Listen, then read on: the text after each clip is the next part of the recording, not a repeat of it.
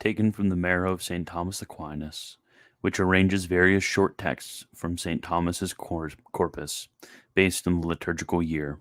I will be posting the day's meditation each day and will be bringing it into print once I'm through it. If you appreciate this work and would like to support more projects like it, consider becoming a patron at patreon.com/militantthomist. Ash Wednesday, on death. Wherefore, as by one man entered into this world, and by sin, death. If anyone, on account of his faults, be deprived of a favor bestowed on him, the privation of that favor is a punishment of that fault.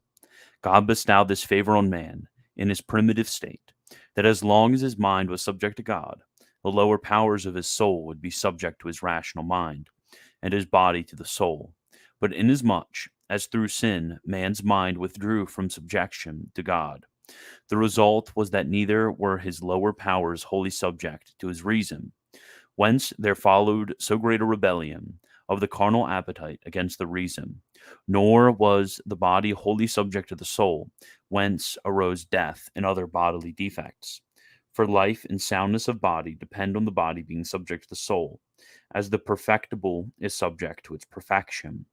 Consequently, on the other hand, death, sickness, and all defects of the body are due to the lack of the body's subjection to the soul.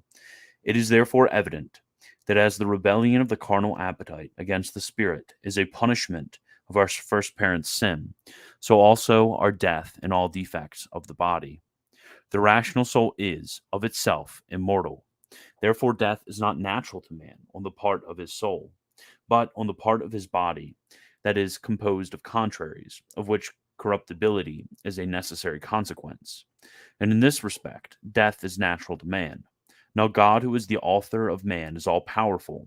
Wherefore, when he first made man, he conferred on him the favor of being exempt from the necessity resulting from such a matter, which favor, however, was withdrawn through the sin of our first parents. Accordingly, death is both natural on account of a condition attaching to matter, and penal on account of the loss of the divine favor, preserving man from death. Both original and actual sin are removed by the same cause that removes these defects. According to the apostle, he shall quicken your mortal bodies, because of his spirit that dwelleth in you.